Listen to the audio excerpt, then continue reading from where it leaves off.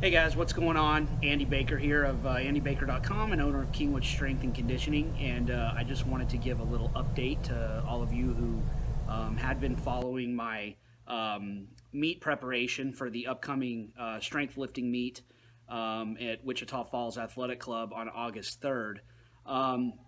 So unfortunately, my plans to train and compete at that meet have been derailed by an injury.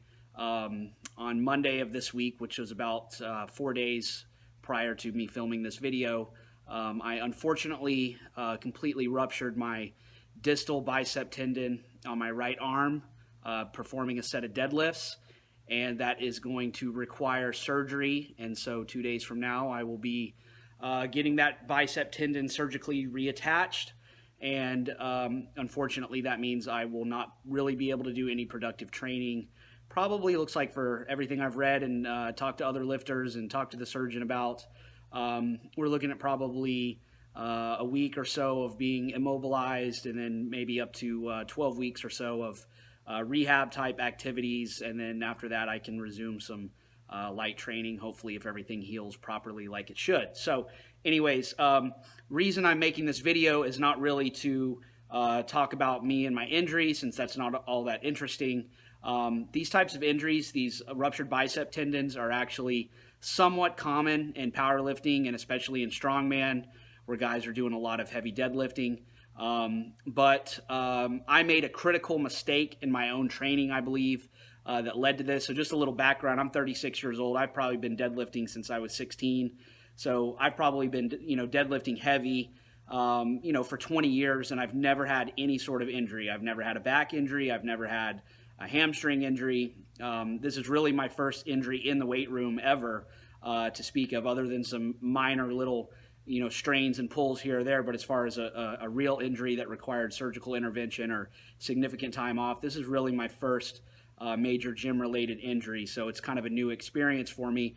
And I wanted to share with you guys the mistake that I feel like I made that maybe some of you guys can avoid in your own training. So like a lot of guys, when I deadlift on my heavy sets, I use a mixed grip, sometimes called an alternate grip or an over-under grip. And like a lot of guys that get this injury, the injury was on the supine hand, or the hand that's the underneath grip. The under grip on the deadlift is in a somewhat vulnerable position. So I was aware that these injuries were somewhat common to guys that deadlift with an over-under grip, but having done so for 20 years and never having even an inkling of any discomfort or injury, I wasn't too worried about it. I've been training clients here in my gym for 11 years, and I've always taught my clients, for the most part, as our deadlifts get heavier, I switch them to an over-under or mixed grip. I've never had a client injured on a deadlift. And so it wasn't something I was worried about. So what changed all of a sudden that caused me to get injured? I was performing sets of speed work, dynamic effort work, which again is something that I've done in the past. That was not a new thing to me. I'm a fan of the speed work for things like bench and squat and deadlift. It's always been a productive way for me to accumulate volume on some of the barbell lifts. I've always felt like it had good carryover to my heavier training. So I had started a phase of training where I was doing some dynamic effort deadlifting after my heavy sets. And the mistake that I made was using that over-under grip on the speed work. Again, I had done it before and not gotten injured, but even so, I should have either been using a hook grip, or probably, since it was speed work, a better idea would have just been to go ahead and use straps. The weight I was using was not really all that heavy for me. I was using 405, which 405 is 405. It's not exactly light, but for me, 405 is not really that heavy of a weight. So I wasn't really even thinking about getting injured. However, there was a little voice in the back of my head saying that, if you're going to get down here and really focus on ripping this bar off the ground, you should probably not be using a mixed grip. You should probably go ahead and just throw on some straps and use a double overhand grip for the speed work. But I ignored that little voice in my head. I ignored my better judgment, and I went ahead and used the mixed grip. My plan for the day on the speed work was 6 sets of 3 reps. I had already done 5 sets, So the injury actually occurred on the very last rep of the very last set. So that really sucks even more. And so, the reason that I feel like the injury occurred, I actually have some video, and I'm going to show you the video here in a minute. I've got some video of me doing the speed work. I did not video the set where I actually got injured.